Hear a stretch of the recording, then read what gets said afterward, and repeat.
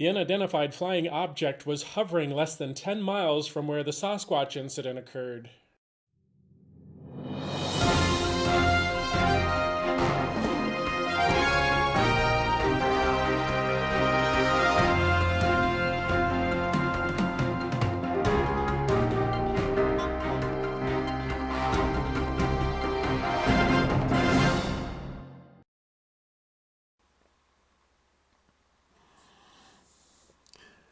Hello and welcome to SquatchBot.com. I'm Darren Smith, and I want to thank you for joining me on this journey.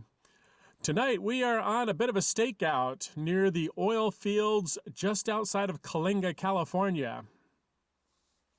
Coalinga is a very small, once coal mining town nestled along the Diablo mountain range on the west edge of the San Joaquin Valley in central California. And although at an elevation of a little over 600 feet, the landscape in the valley near town is nearly void of trees. However, the nearby mountain range stretches all the way to the Pacific Ocean, and it continues along most of the central California coastline. And it consists of plenty of vegetation and some pretty impressive mountain peaks that reach elevations well over 5,000 feet. And since I've been investigating this area, I have received a number of very credible reports that are absolutely worth investigating. So before we get started, I want to thank you guys again for your continued support and for hanging in there with me. And I also appreciate the nice messages you have been sending me. I also want to send out a special thank you to 3 Flash Can, Shovington 67, Bart Stormont, and Easley Rider. You guys have been commenting on just about every single video that I have posted, and I want to say I absolutely appreciate your support. Thank you. So I do have a couple of special shout outs tonight. The first one goes out to Brooke, who is a new recruit in the Smith family circle, and I have yet to meet her. But apparently she does not miss an episode. So Brooke, I definitely appreciate your support and I look forward to meeting you, hopefully here in the near future. This next shout out goes to another individual who I have yet to meet, who has been there from the absolute beginning of my channel. In fact, he has commented on virtually every single one of my videos, and he has showed me an incredible amount of support throughout my journey. In fact, it was a letter from him that inspired me to start creating videos again following that lengthy hiatus. He himself has created a beautiful video about the Patterson-Gimlin film site, and I would absolutely encourage you guys to check it out at Western Bigfoot Exploration. So Jonathan, this is a shout out that's going to you. I absolutely wish you all the best on your channel, and I really do appreciate all the support you've shown me. So my last big shout out tonight goes to Kentucky Bigfoot.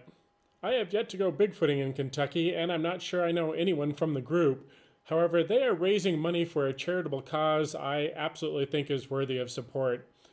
And they are selling beautifully illustrated Bigfoot 2020 calendars, illustrated by Bigfoot Field Researchers Organization investigator artist Sibylla Irwin, to raise money for the St. Joseph Children's Home. Be sure to check them out at KentuckyBigfoot.com, and I'll also add their link in the video description below. This calendar would make a great holiday gift for any Bigfooter on your list.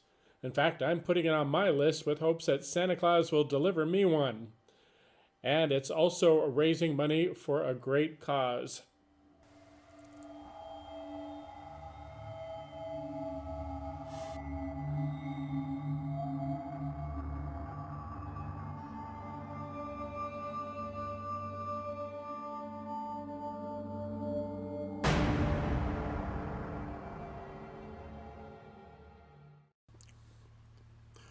So why are we on a stakeout near the oil fields outside of Coalinga, California?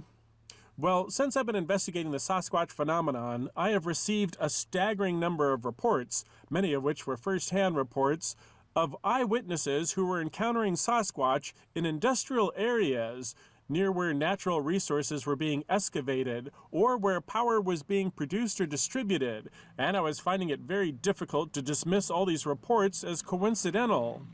One of the reports I reviewed was coming out of the San Francisco Bay Area, where a researcher was finding very credible physical evidence to support that the Sasquatch were moving through the refineries of the area. When I first read this report, I was a little skeptical that the Sasquatch would leave the safe cover of forested areas and move into such a close proximity to a major metropolitan city. That was until I received this report coming out of the Coalinga oil fields. This incident occurred approximately 600 yards from the intersection of California Highways 198 and 145. A couple were returning home from the neighboring town of Hanford, California. Though it was night, there were no additional anomalies to impede their vision, such as rain or fog, and they could see very well with the significant moon glow and the illumination of their vehicle high beams as they drove the windy, desolate stretch of road skirting the Coalinga oil fields. Little did they know, on the next bend in the road, they were going to have a life-changing encounter.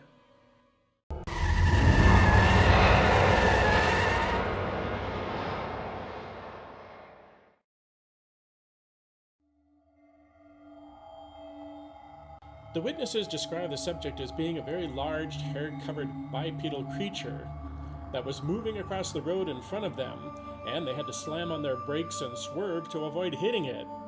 One thing they noted very adamantly, as the creature lunged towards the edge of the road to avoid being hit, they could clearly see that its eyes were illuminated red.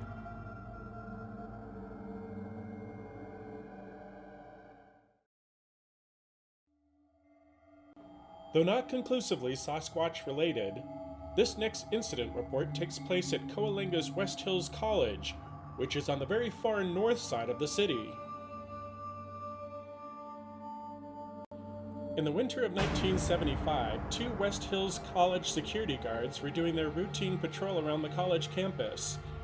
It was approximately 3 a.m., and although there was a chill in the air, there was not a cloud present in the star-filled sky.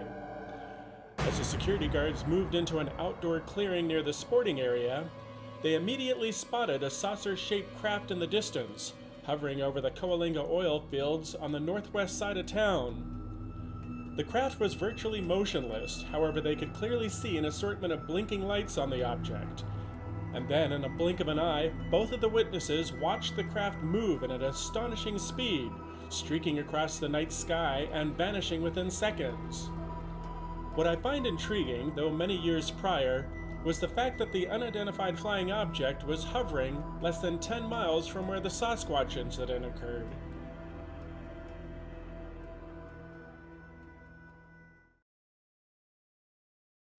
I spent a number of hours staking out the areas near the Coalinga oil fields, and although I didn't detect any animal activity, most likely due to the inclement weather, I have taken note of the terrain. And despite the fact that it's pretty much void of trees, there are plenty of rocky crags, gullies, and occasional oases that could very easily conceal a large animal. So it is not out of the realm of possibility that the Sasquatch are moving through the oil fields of Coalinga undetected. But why? To try and find out the answer to this question, I had to do some more investigating of the area. So right now we're heading into the Coalinga Foothills, heading up specifically in the area of Los Gatos Creek. And the reason I'm heading up here is because I heard from a very reliable source that this woman believed she had Sasquatch either living on her property or in the very least passing through, because she was finding a lot of interesting tracks and a lot of other physical evidence that led her to believe that the Sasquatch were up in this area. Shortly after departing town, the landscape quickly changed to a very rugged, forested mountain terrain, which is not too surprising since Coalinga sits right up against the Diablo mountain range, with San Benito Mountain towering nearby at over 5,200 feet, and the Clear Creek summit just a stone's throw away at 4,500 feet. This rugged forested mountain range stretches all the way to the Pacific Ocean and throughout most of Central California's coastline. It is very sparsely populated by occasional homesteads, many of which have long since been abandoned, and a number of cattle ranches. There is an abundance of year-round water sources in the area from the nearby lakes, rivers, and reservoirs, and the mountains are absolutely teeming with wildlife. This habitat could absolutely sustain a large animal species, such as a Sasquatch, and they could very easily remain hidden in these hills. But why would the Sasquatch leave the safety of this mountainous area and move down into the heavily populated, desolate valleys below? This is still a mystery. Returning to Coalinga, I discovered the town decorated for the holidays. And as luck would have it, their annual Christmas parade was happening on Main Street tonight, which gave me an opportunity to mingle with the locals and put on a festive holiday sweatshirt.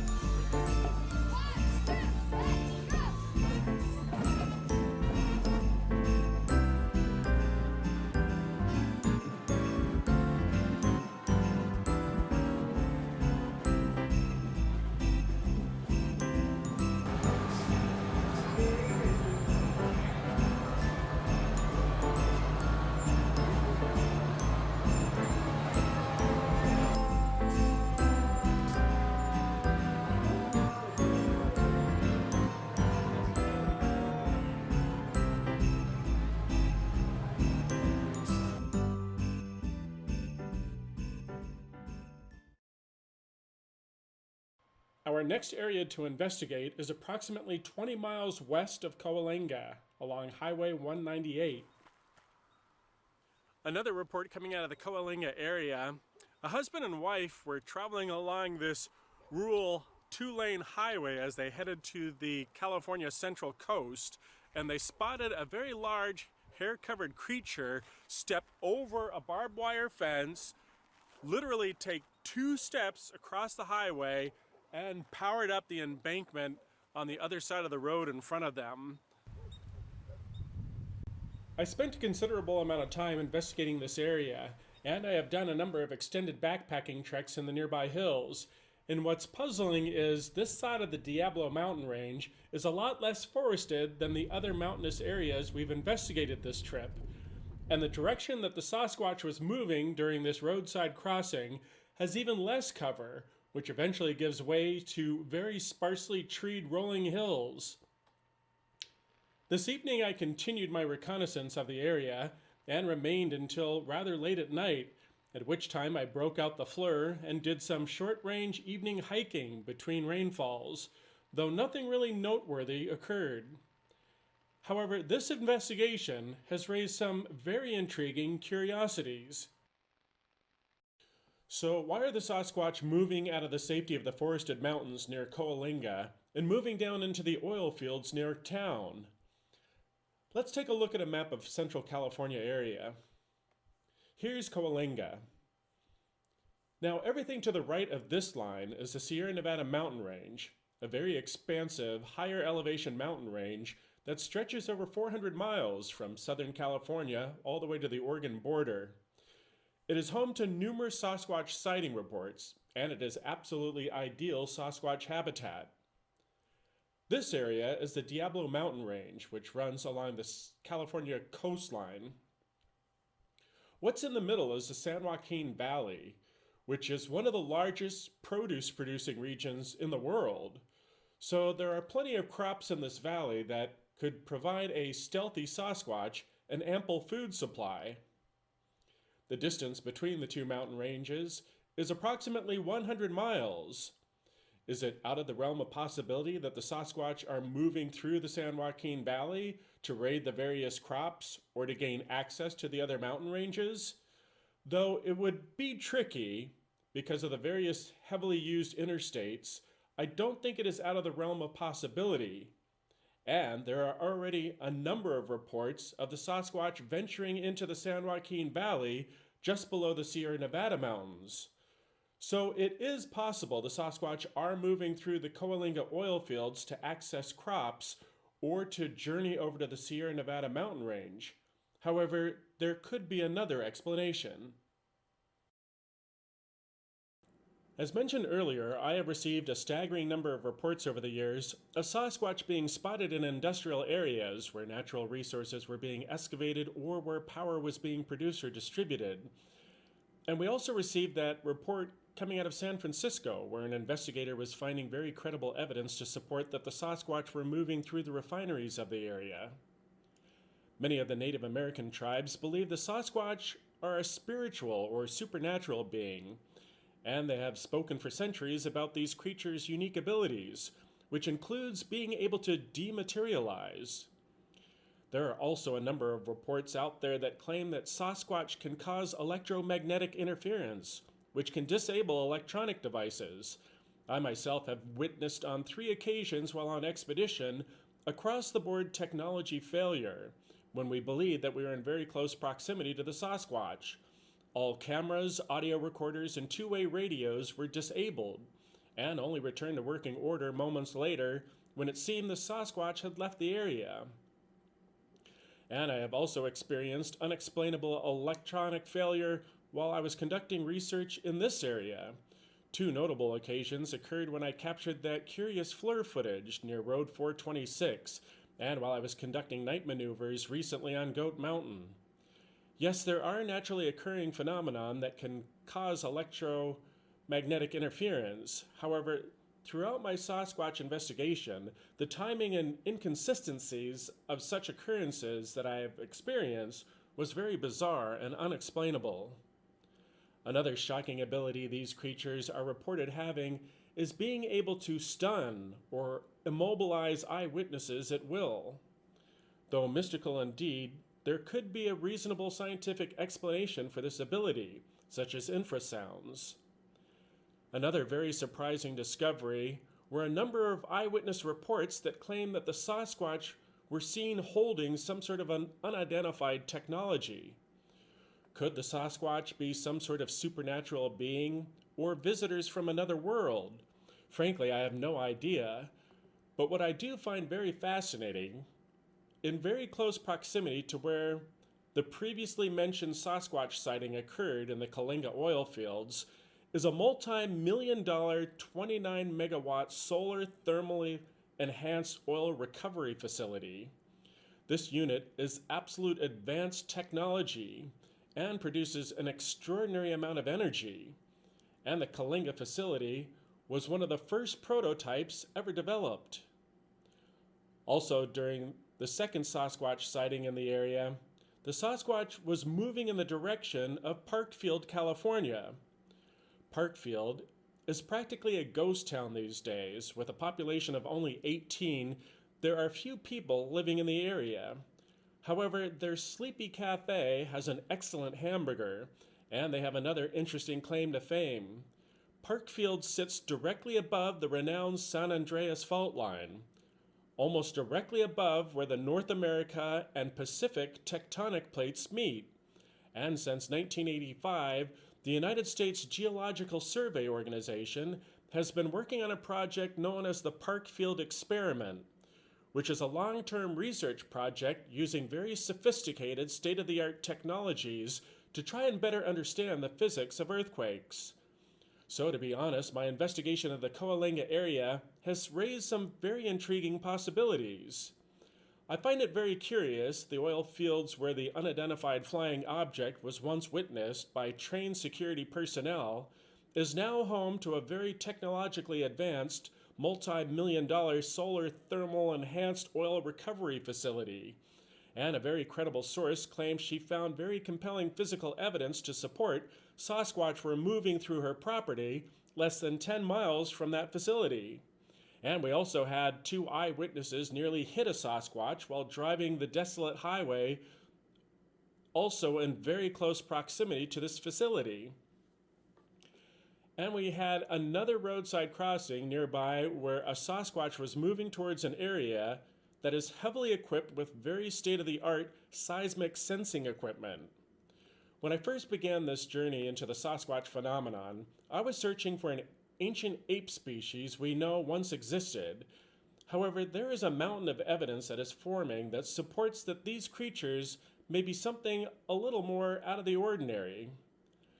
I've experienced the across-the-board technology failures on more than one occasions. I have read numerous reports and have spoken to many eyewitnesses that claim the Sasquatch were poking around industrial areas, and other witnesses that were adamant that the Sasquatch eyes illuminated red, which is not easily explained. And other witnesses claim that they were somehow physically immobilized by the Sasquatch.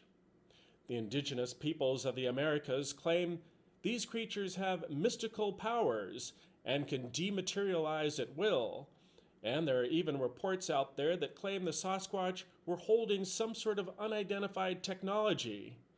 To be honest, I have no idea what's going on here.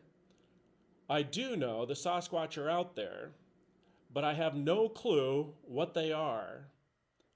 So, our investigation continues. I'm Darren Smith, and I'll see you here next time on squatchspot.com.